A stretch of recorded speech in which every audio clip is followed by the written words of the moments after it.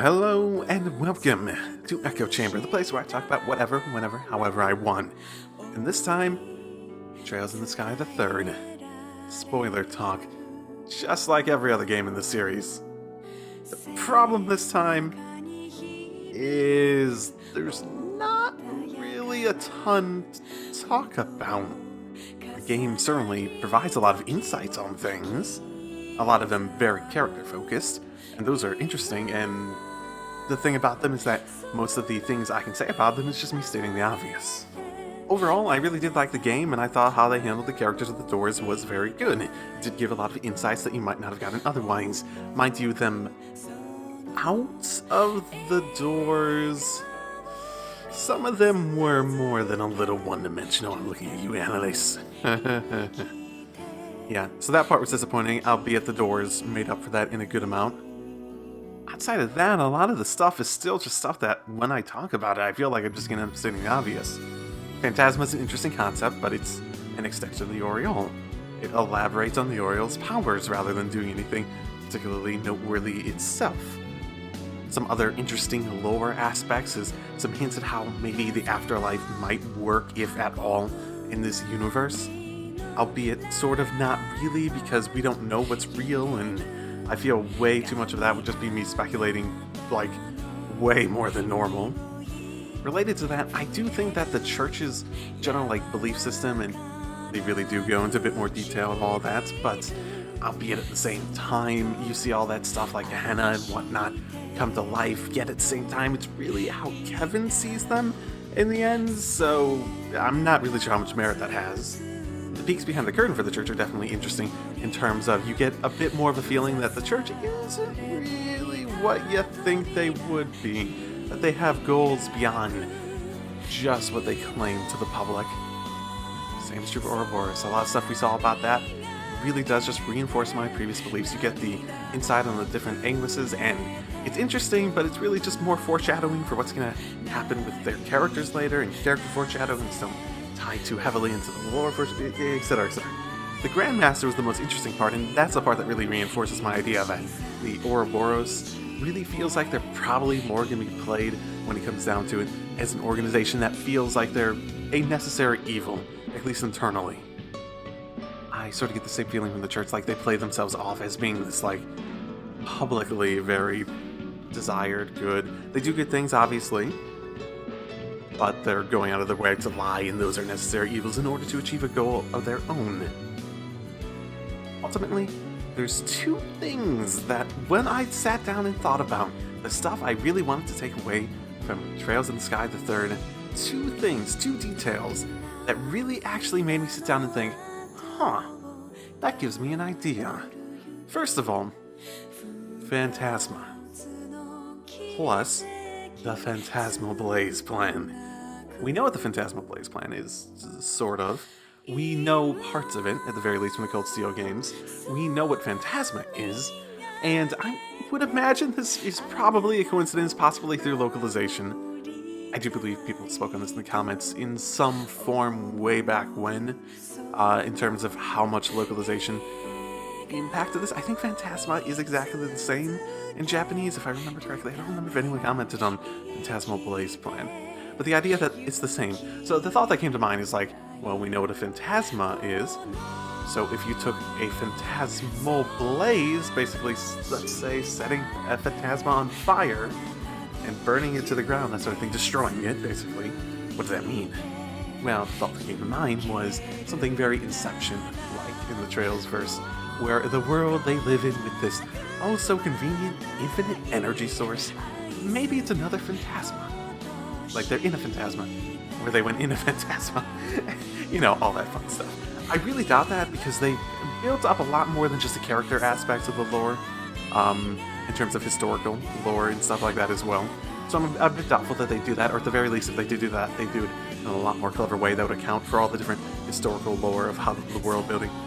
Because you can do world building a few ways. You can do it very character driven, where the world is the people, and really, if you had a twist like that, if you just had all the people go out of it as the real world, then at the same time, that wouldn't be as bad of a narrative device.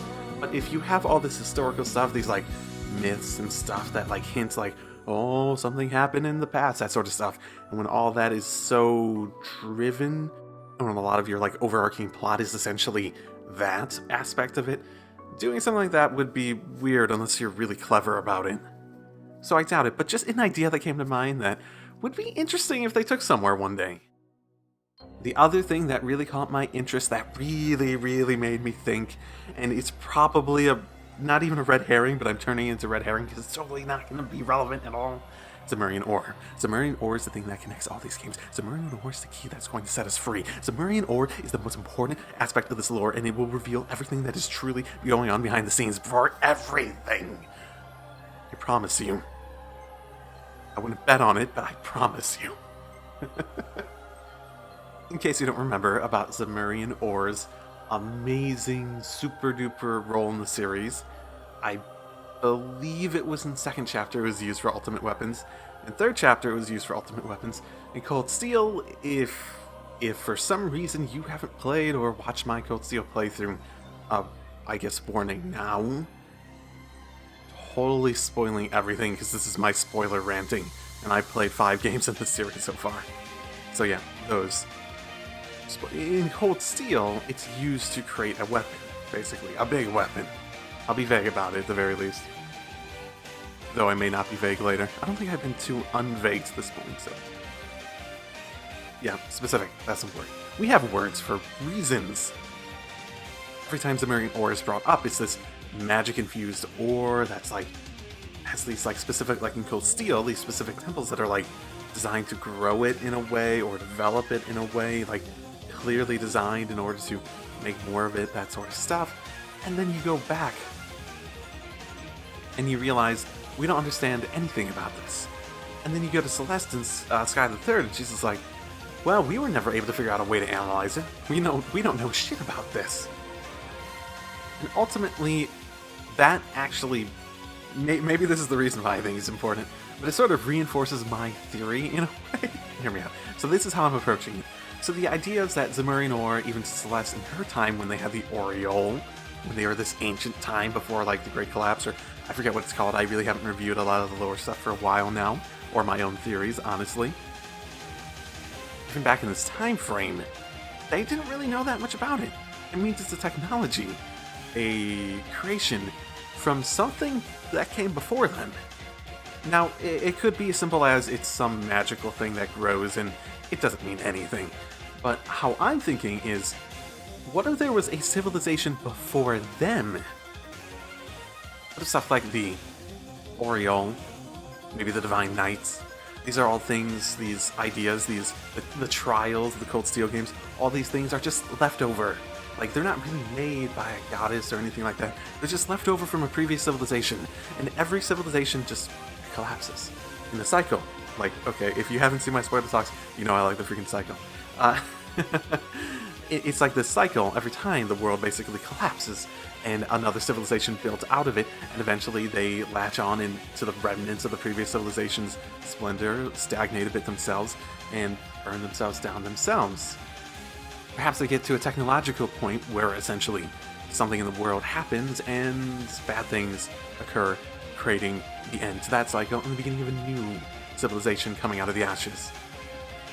Which is ultimately what I think Ouroboros and the Septian Church have in common. Both of them have similar structures, similar ways of like trying to work behind the scenes, like the Enforcers and the Minions and stuff like that. Ouroboros goes out of its way to almost like introduce these certain sort of technologies and different ancient powers into the world, try to make them interact with it in a way, maybe have something else they want to do with them. It's hard to tell. Not a whole lot of insight on that at the moment. Well, on the other hand, you see the Septian Church actively in their mission for the Dominions. Gather up artifacts, bring them in, don't let people do shit with them. Like, hold on to them, control them, which almost makes me feel as though you have this sort of like cycle going on. Yes, we're always going to have the cycle. I think I'm never going to give up that idea until it's like completely contradicted. So you have this cycle that essentially is, in the modern era, you have the Septian Church trying to just keep the status quo as status quo-y as they can. And Ouroboros sitting there being like, shit, let's make this happen. Let's force it through if we have to. which goes back to the idea that they may think they're a necessary evil, because either they see it as necessary for progress or something else along those lines. Maybe they want to break it, maybe they want to cause it in order to confront it, or something like that, whatever comes up each time. And hey, maybe I'm reading way too far in to what is essentially a couple lines in a game that I spent 40 hour-long episodes on. Maybe. Maybe I am. Maybe I'm not. Maybe I'm onto something. Maybe I'm not. What I can promise you through all this is that Zemurian ore will set you free. Drive safely, everyone.